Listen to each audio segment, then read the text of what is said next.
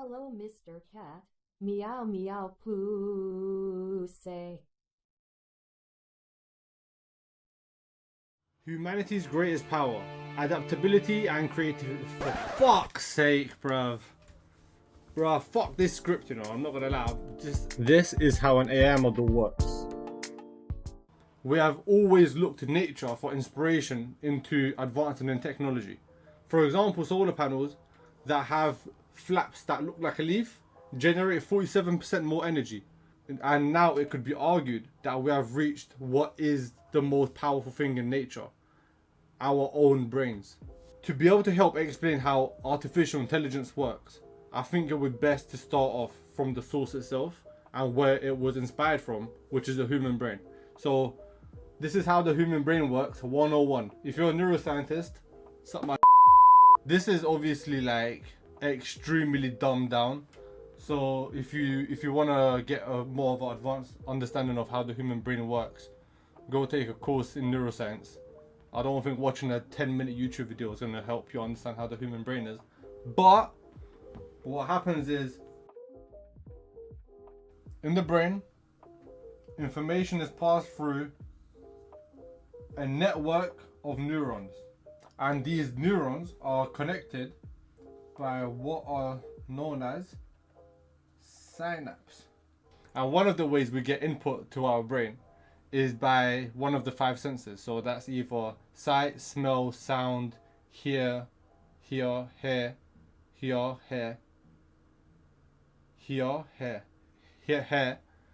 and touch, smell.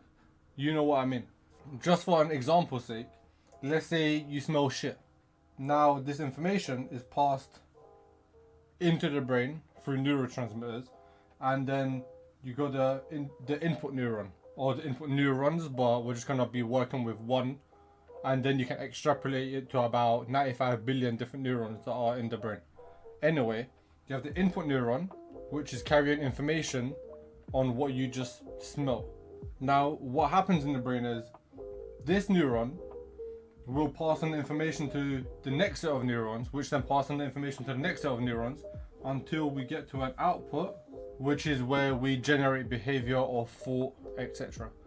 And that's why if you look at the brain activation, when a brain is exposed to stimuli, you would see a wave of activation rather than just seeing an on or off switch.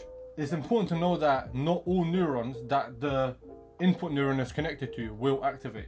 So to figure out whether or not a neuron is activated, you have to get the state of the initial neuron and multiply it by its weight. And then this would be some number, and to determine whether or not the neuron is activated, this some number has to be above a certain bias that represents the activation of that neuron. So if this number is, for example, 5, and the bias says that this neuron is activated when there's a score above 6, then this means that this neuron is not going to be activated because it didn't reach the bias. Vice versa, if it's a bias of 1 and it got a 5, that means yes, the information will be passed through. So now you might be thinking, how the fuck did we apply such a complicated system to an artificial intelligence model? And it's actually quite simple. Right, cool. So now let's work through this together then.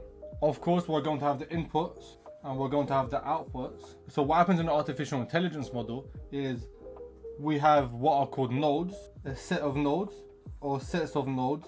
How these nodes work is quite similar to how the human brain actually works as well. You of course have an input information that goes into the AI model. So let's just do an easy one together. Let's say you imported the picture to an AI model to determine whether or not this is a cup. Because this has the shape of a cup, but it has the patterns of a zebra. So what would happen is that you input this picture of the cup into the AI model. By the way, we're assuming that this model is trained, and I will explain that more later. So you import this picture into the AI model, then these initial set of nodes, what they do is their job is to do feature extractions and classifications to be able to help determine what this thing is and try to establish aspects of the image that you gave it. So these are all interconnected with each other. So what happens is you do the feature extractions here, then you do some classifications here, and then after some mathematical shit going on in the AI model through the algorithm, you are able to make a probability estimation of whether or not that this picture is a cup or a zebra.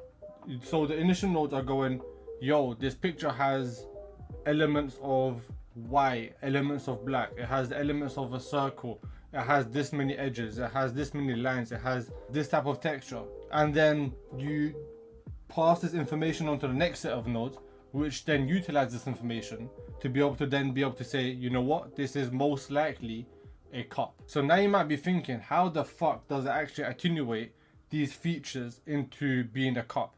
And the way it's actually done is by training. And this is the most important part of an AI model, as an AI model is only as good as the training data that it actually has. So if you feed a AI model rich data, it'll be a really good AI model. If you feed it bullshit, it'll be a bullshit AI model. One of the best examples that I can actually give is done by my brother Rosenblatt in the 19 sometimes. He basically made what was known as the perceptron model. So let's say if we were going to teach an AI model the difference between what a square is and what a circle is. So we would say a square is equal to 0 and a circle is equal to 1. Initially the AI model is not trained, so it has no weights, it has no biases at all. So let's say the first image that you put through is the image of a square, and the square is 0, so it goes through. Because there's no changes that need to be made, it would output a 0, which is a square. That means you got it correct.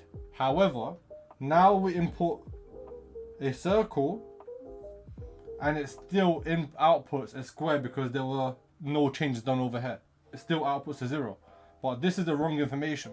So what you tell the model is, you got it wrong, you need to adjust itself. And the way the model does this is done through what is known as backward propagation. And this means that the model goes basically back and it adjusts its weights enough so that the output then becomes the desired output, which is a 1. And of course, this takes thousands and thousands of data to be trained. So yeah, shout out to Rosenblatt. It's a mad study. Let me quickly emphasize that the information in this video is probably the lowest representation of how an actual AI model works. In an actual AI model, the neural networks are extremely complicated, especially that of a high quality one, for example, OpenAI's ChatGPT. So to summarize how an AI model works, you have an input, you have an output. In the middle, you have what is called a neural process or a neural network. And in this neural network is made up of a algorithm. There's a mad algorithm that goes on to train and to learn what the inputs are for the expected outputs. If you're saying the input of a cup is equal to 1, then it would learn this. It would grab what a cup looks like, it would extrapolate each little feature, it would make classifications, and then now after you've finished with the training data and you've published it somewhere, you could input a picture of a cup and then it would return a 1 representing a cup. Now, as I've emphasized in this video quite a lot, these two, the way an AI model works is quite similar to the way a brain works. However, they are not identical. A brain is way more advanced. A human brain is not just influenced by its inputs. It's also influenced by genes, DNA, experiences, environment. It has so many complicated factors that it's very difficult to directly mimic the way a brain works. However, this is probably as close as we would get with our current technology. And a very big distinction that we can actually make between the two is that an AI model is only going to know what it is trained to know, which highlights the adaptability of the human brain. An example that I could give is probably going to be, let's take dogs. Dogs have many different breeds. And let's say if an AI model is only trained to understand what a German Shepherd looks like, when it comes across, I don't know, a pit bull, it wouldn't really understand. It'll be like, what is this thing? However, if a human only saw German Shepherds for their whole life, when it sees a pit bull, it will be able to make distinctions and understand that this is probably part of a dog breed as well. Humans are able to think creatively, reason abstractly, and have emotions, whereas AI neural networks are limited to the training data set that is given, as well as only being able to recognize patterns. However, this doesn't mean that we are not getting there.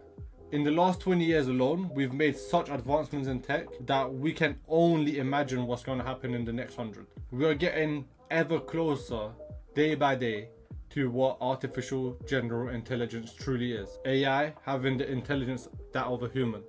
All whilst us humans are getting closer and closer to becoming cyborgs ourselves. As AI becomes more human, we become more AI.